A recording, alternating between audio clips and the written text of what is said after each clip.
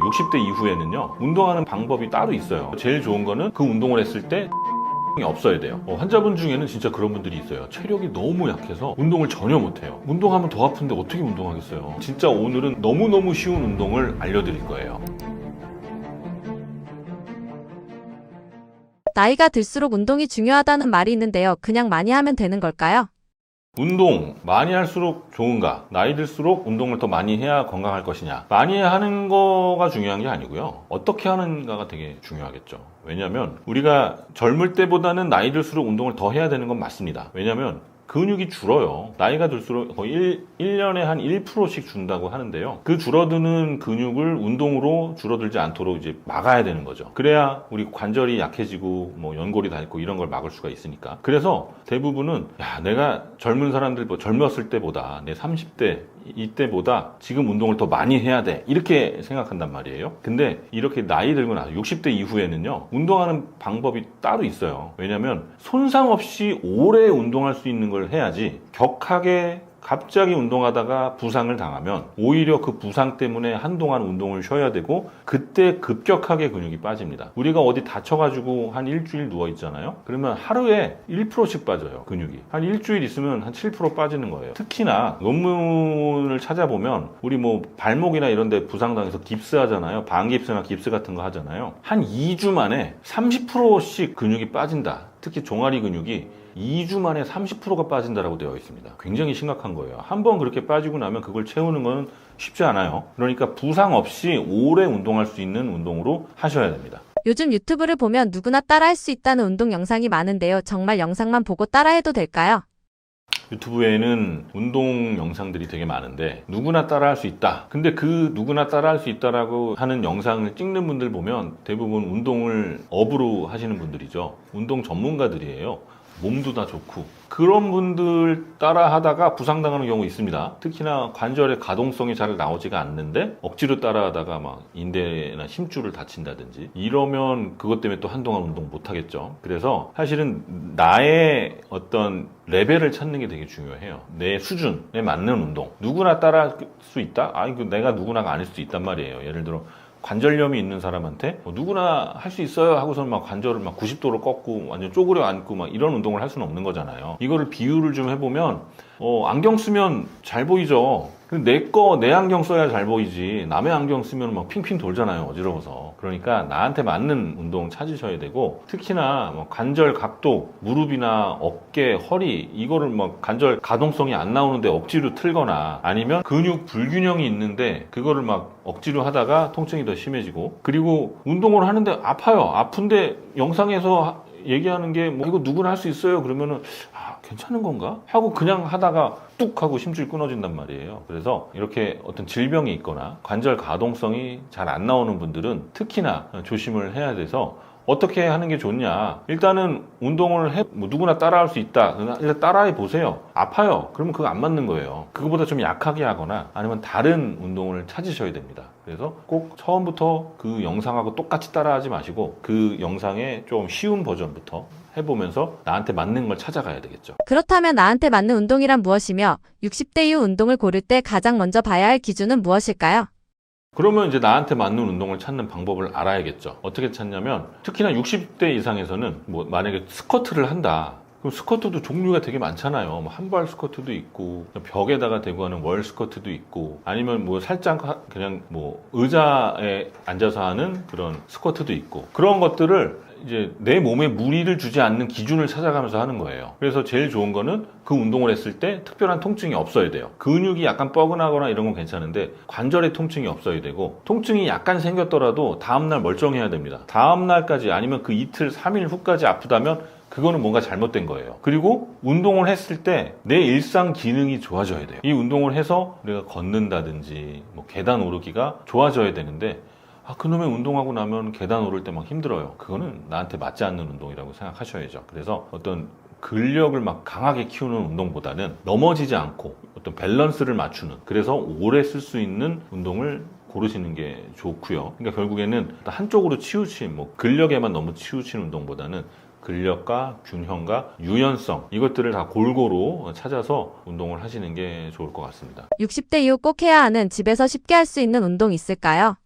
자, 그러면 진짜 오늘은 너무너무 쉬운 운동을 알려드릴 거예요. 첫 번째로 진짜 쉬운 운동은 스쿼트인데요. 하체 근력 운동이 되게 중요하니까 스쿼트인데 그냥 하는 스쿼트가 아니라 의자에 앉아서 하는 스쿼트를 추천드립니다. 이게 하체 근육이라는 게 결국에는 뇌 건강하고도 연결이 된다고 했잖아요. 하체 근육을 6개월 동안 못 쓰게 한 쥐는요, 뇌 속의 신경 줄기세포가 50% 이상 줄었다라는 그런 연구 결과도 있는 것처럼 여러분의 하체 근력이 튼튼해질수록 뇌도 튼튼해진다는 거예요. 그럼 뭐 무턱대고 스쿼트를 할 것이냐? 그게 아니라 좀 쉽게 하는 방법은 의자 스쿼트. 의자 끝에 이렇게 엉덩이를 살짝 걸치고 거기서 앉았다 일어났다 하는 거예요. 한 10회 정도 반복을 해봅니다. 그래서 좀 낮으면 그 다음부터는 의자 없이도 이제 스쿼트를 할 수 있으니까, 그래서 의자의 끝에 기대 앉아서 스쿼트를 해주시고요. 진짜 쉽죠?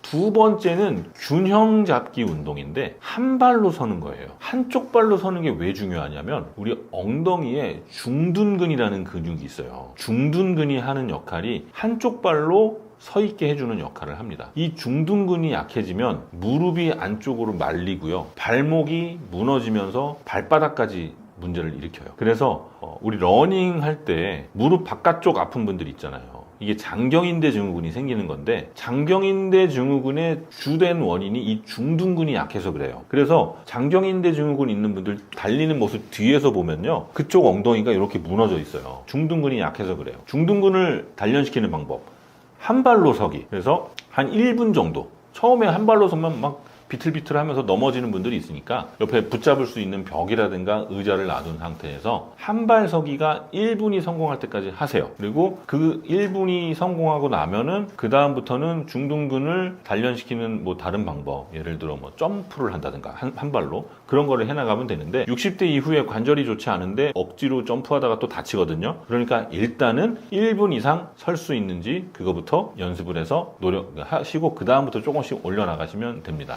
세 번째 60대 이후에 꼭 챙겨야 할 운동은요, 유연성인데요. 바로 스트레칭이에요. 종아리 스트레칭과 고관절 스트레칭이에요. 몸이 뻣뻣해져서 관절 가동성이 줄어들면 그게 바로 부상으로 이어지는 겁니다. 그래서 반드시 종아리 스트레칭과 고관절 스트레칭을 해주셔야 되는데, 종아리 스트레칭과 고관절 스트레칭은 한 동작을 꼭 30초 이상 해주셔야 됩니다. 그래서 벽을 붙잡고 한쪽 발을 뒤로 빼서 종아리 스트레칭 하는데 한쪽 단 30초 이하로 하면 오히려 이 반응성이 올라가면서 근육이 더 수축되는 경우가 있어요. 그러니까 꼭 한쪽 발, 한쪽 30초, 나머지 30초, 그래서 1분 이상 종아리, 그다음에 고관절도 이렇게 의자에 앉아서 숫자 4 모양으로 만드는 그런 스트레칭이 있어요. 숫자 4 스트레칭인데 그것도 한쪽당 30초씩 해서 양쪽 하면 다 해서 2분 정도밖에 안 걸리잖아요. 그러니까 한 하루에 2, 3분 정도 유연성을 키운다 이렇게 생각하시고 꼭 스트레칭 종아리와 고관절 해주시고요. 네 번째는요, 코어 운동이에요. 코어 운동. 뭐냐면 엉덩이랑 허리 쪽 브릿지 운동.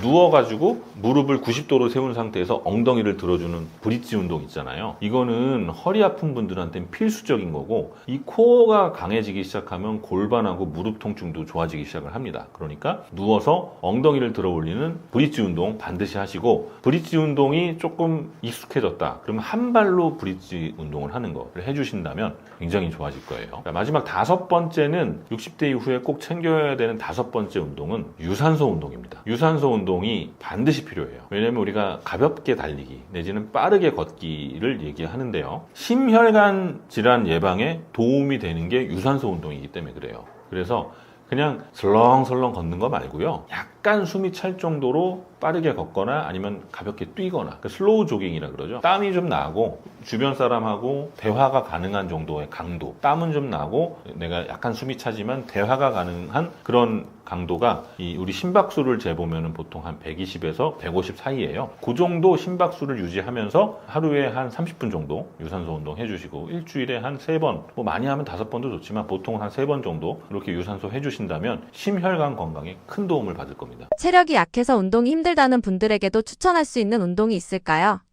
환자분 중에는 진짜 그런 분들이 있어요. 체력이 너무 약해서 운동을 전혀 못해요. 뭐 조금만 하면은 막 힘줄에 염증 생기고 무릎 아프고 막 허리 아프고 이래서 꼼짝을 못해요. 정말 일상생활 겨우겨우 하는 분들이 있어요. 이런 분들은 운동하면 더 아픈데 어떻게 운동하겠어요? 그러니까 이게 문제가 된단 말이에요. 이런 분들은요, 일단은 누워서 운동을 하세요. 누워서. 막 밖에 나가서 뛰고 걷고 이러면 오히려 골병 듭니다. 그러지 마시고 일단 우리 앞에 영상 보시면 미주신경 스위치를 키는 방법이 있거든요. 그런 분들을 보면 대부분 미주신경이 바닥을 치는 경우가 많아요. 호흡부터 하세요. 호흡 처음에 누워서 숨 쉬는 것부터 하시고, 그래서 어느 정도 조금 기운을 차리면 앉았다 일어났다부터 하시는 겁니다. 진짜 쉬운 거. 일어나서 뭐 균형 잡고 이런 거보다도 일단은 앉았다 일어났다 한 5번이라도 하세요. 그리고 또 천천히 호흡하고, 그 다음에 밖에 나가서 막 거창하게 30분 운동하고 이런 거 하지 마시고 집 안에서 일단 걸으세요. 5분에서 10분 걷고 쉬고 걷고 쉬고 걷고 쉬고 반복을 하세요. 그 다음에 이 종아리 근육 단련해 주는 게 되게 중요하거든요. 그러니까 누운 상태에서 발을 가지고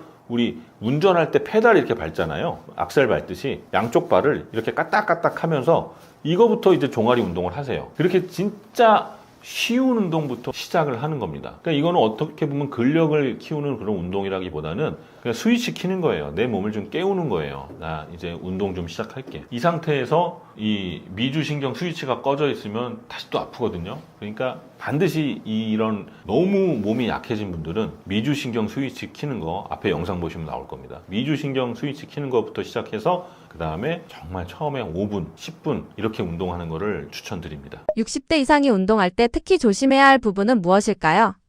그러면 60대 이상이 운동할 때 특히 조심해야 될 게 뭐냐? 운동을 많이 하는 게 아니고요. 알맞게, 내 몸에 맞게 운동을 하는 거예요. 우리 운동 왜 해요? 건강해지려고 하는 거잖아요. 근데 그게 관절을 망치면 안 되겠죠. 그래서 회복력을 중심에 두고 운동을 하셨으면 좋겠어요. 강한 운동. 내가 젊은 너보다는 더 운동 많이 할 수 있어. 이렇게 욕심내지 마시고요. 내가 운동을 했는데 다음날 아파갖고 꼼짝 못하면 그거 안 하니 못한 거란 말이에요. 그래서 다음날 충분히 회복이 돼서 일상생활을 하고 또 운동을 할 수 있는 정도의 강도로 맞춰서 운동을 하시고요. 무리하게 하시면 절대 안 됩니다. 유연성을 길러놓고 운동을 하셔야만 이런 힘줄 손상이나 근육 파열을 줄일 수가 있어요. 종아리 근육 파열돼서 오는 분 되게 많거든요. 특히 요즘 마라톤 대회 엄청 많으니까 다들 러닝 열풍인데 막 달리기 하다가 갑자기 종아리 근육 뻑 찢어지면서 그 종아리 근육이 파열될 때는 특징적으로 환자분들이 아세요. 종아리에서 누가 한 대 발로 찬 줄 알았어요. 뻑 하는 느낌이 들었어요. 이렇게 얘기하시거든요. 그래서 초음파 딱 대보면 거기 찢어져서 막 출혈돼 있고 피 고여 있고 막 이래요. 그리고 발목의 가동성이 떨어진 상태에서 갑자기 달려서 그렇습니다. 가동성 충분히 늘려주셔야 되고, 그 다음에 이렇게 아픈데 만약에 대회 나가서 달리는데 종아리 근육이 찢어졌어요. 근데 나 이거 대회를 완주해야 돼. 그러면 이제 관절이 망가지기 시작하는 거예요. 손상이 누적되면서. 그러니까 그렇게 아프면 일단 멈추셔야 되고요. 균형 감각을 키우는 것도 되게 중요해요. 균형 감각이 저하되면 넘어집니다. 운동하다가 넘어지면 크게 다쳐요. 한번 넘어지면 어딘가 부러질 수도 있고 찢어질 수도 있는 거예요. 그러니까 낙상을 예방하는 균형 운동도 반드시 해주시기 바랍니다. 안녕하세요. 저는 지금 21년째 환자분 진료하고 있는 신경외과 전문의 이정표입니다. 주로 허리 통증, 그리고 다리, 발목, 무릎, 하체 쪽이죠. 하체 쪽 진료를 많이 보고 있고요. 진료는 지금 신사역에서 진료를 하고 있습니다. 현재 하고 있는 일로는 신경외과 의사회에서 학술의사 하고 있고요. 그다음에 서초구 의사회에서 총무의사, 서울시 의사회에서는 보험의사 하고 있어요. 또 상임의사로 신경외과 초음파학회와 말초신경학회에서 상임의사를 하고 있고요. 통증에 대해서 오래 진료를 하다 보니까 요즘에는 어떤 방식으로 흘러가고 있는지, 이게 통증이라는 게 트렌드가 있거든요. 어떤 방식으로 흘러나가는지가 좀 보입니다. 예전에는 아픈 거를 없애는 게 주된 목적이었어요. 그래서 뼈 주사라고 하죠. 스테로이드 주사를 굉장히 많이 썼단 말이에요. 지금도 많이 쓰세요. 스테로이드 주사를 잘 쓰는 의사가 명의였습니다. 예전에는. 동네에서 명의로 소문난 분들 보면 스테로이드 주사를 막 10몇 개씩 쫙 만들어 놓고 환자분 들어오시면 어디 아파요? 어깨 아파요? 어깨에 놓고. 무릎 아파요? 무릎에 놓고. 지금도 그렇게 진료하시는 분들도 계세요. 그게 예전에는 트렌드였어요. 그렇게 하면 안 아프니까. 근데 스테로이드 주사라는 거는 염증을 강제로 스위치를 꺼버리는 겁니다. 그러면 이 스위치를 꺼버리면 어떤 일이 생기냐면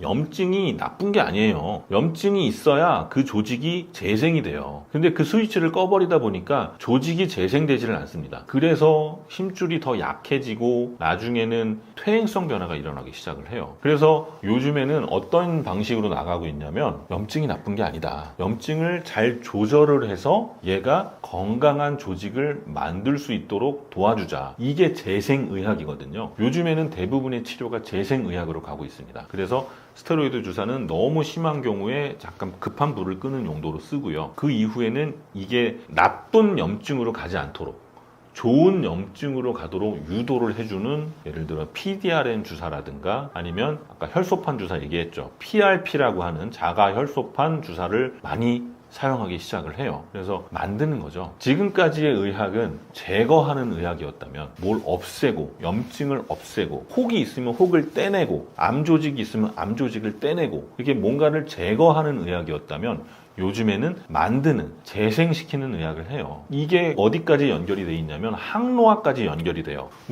우리는 늙어갑니다. 모든 사람들은 다 늙어가요. 그런데 이 늙어가는 노화를 막을 수는 없겠지만 최대한 늦추고 아니면 조금이나마 되돌리게, 그러니까 시간을 되돌릴 수는 없지만 어떤 노화를 좀 되돌릴 수 있게 굉장히 많이 노력을 하고 있고 요즘 들어서 연구가 아주 활발하게 일어나고 있는 게 바로 이러한 재생의학과 항노화 치료예요. 여러분 나이 들었다고 한물 갔구나 나는 이렇게 생각하지 마시고 요즘 의학이 너무 좋아졌으니까 반드시 운동과 같은 생활습관 교정하고 식이 조절하면서 이러한 항노화 의학의 도움을 받는다면 짧게는 5년, 길게는 10년 이상도 젊어질 수 있습니다. 포기하지 마시고 열심히 여러분들의 노화를 늦춰보세요.